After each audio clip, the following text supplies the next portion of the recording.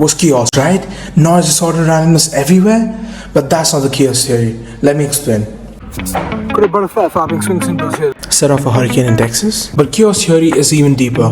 Small changes in simple systems can reshape the future in ways we can't predict. In the 1960s, Edward Lorenz discovered this by accident while running weather equations on a computer. A tiny rounding error completely changed his forecast.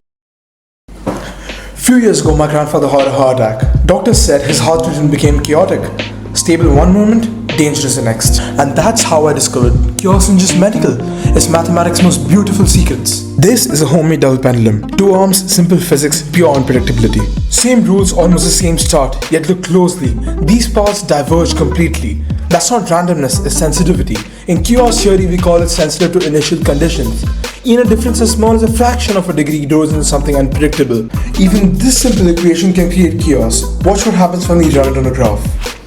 Two numbers just 0.001 apart stay close at first, then drift,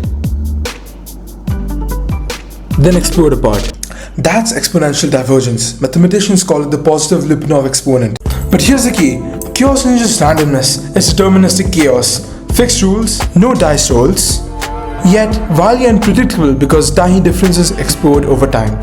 Think of it as a mathematical fingerprint of chaos. Chaos isn't a random mess, it's structured beauty that never repeats.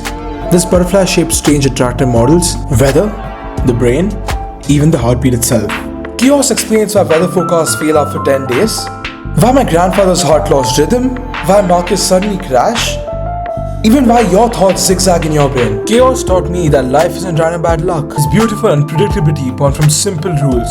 Even the smallest flutter can reshape the future.